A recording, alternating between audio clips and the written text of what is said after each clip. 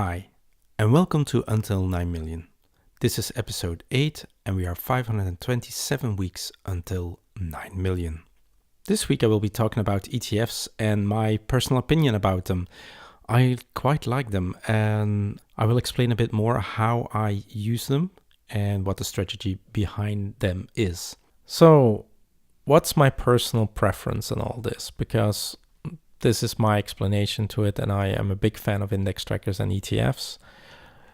So I myself got some ETFs. That's good. And there's a couple of things that I want to explain on ETFs as well. So what I want to explain about it is that there's two types of ETFs. There's ETFs who actually pay out your dividends, and there's ETFs who actually reinvest their dividends. Now, if you get them paid out, that's really simple. It's just like a regular share. You buy the ETF, and every so many months or every year, they pay you the dividends that the companies have paid as dividend towards you. So if you have a couple of shares of the FTSE 100 index tracker, then you get all those 100 companies might have paid out a dividend, and they will get pulled up and you get a bit of it. So that's pretty cool, especially because ETFs actually don't pay once a year, but they usually pay like 4 times a year in dividends, because the 100 different companies pay their dividends in different time frames. So that is actually quite interesting. When they've paid out dividends, you have to pay taxes on the dividends, of course, and then you can do whatever you want. You can take them out, you can put them in your pocket, or you can reinvest them. Now, that's where the interesting part comes. Reinvesting your dividends is actually a really good way to make more money. Because let's say that the stock market has gone down.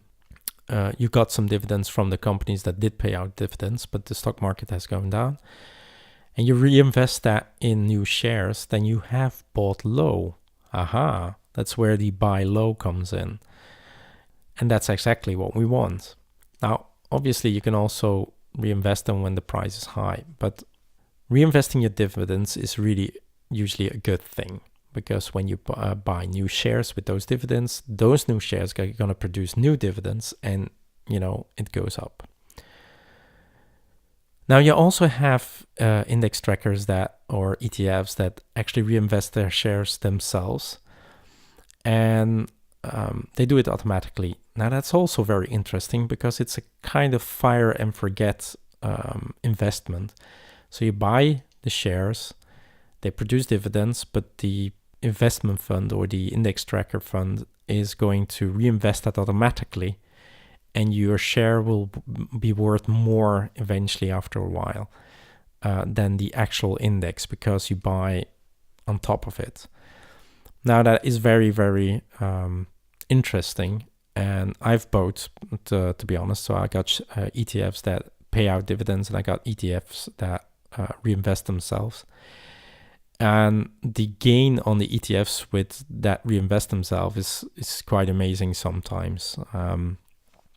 Because they do it automatically, so that means that even they buy it at low, high, you don't know when they're buying or reinvesting it, but usually it's automatic, so it doesn't really matter.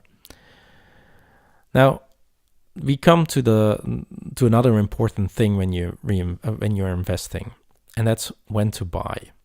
Now, as I said before, you have buy low and sell high. Now, since I want to do it on the long term, selling high is very far away. So I don't know how high it will be or when it will be. Now, buy low, it's hard to predict if you're buying low or not, because you can't predict the future. Now, to offset that problem, what you could do is buy regularly. And that means that if you buy every month, then what you would do is spread the risk. Let's say this month the price is at 100. You buy a share and it costs $100, for example. and you've invested like let's say $2,000, and you buy them at the share of $100 a share, which means that you got 20 shares. And then the next month the price drops and you invest another 2,000. Let's say the price will go down to $80. Then for that same amount of money, you don't buy 20 shares, but you buy 25 shares. So that's not too bad. You think like, oh no, it's gone down. Maybe I should have sold. No. If you buy in the same amount of money, let's say that you put in every month €3,000. Now that's a lot of money, but let's do this for the numbers. But if you buy shares at the same amount every month and the price has dropped, then you buy more shares for the same amount of money.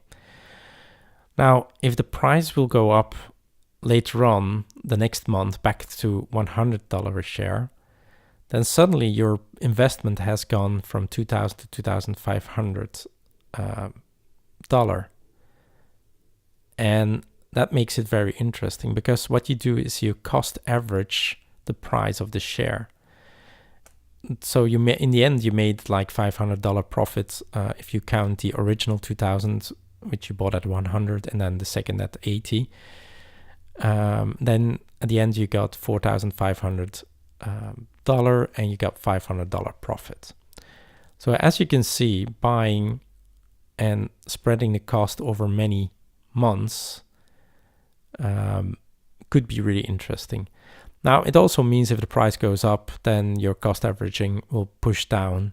And if the price goes down, your cost averaging will push up. So it does have benefits and it has a bit of drawback, but in general, it's a good thing because the stock market tends to go always a little bit up in the long term.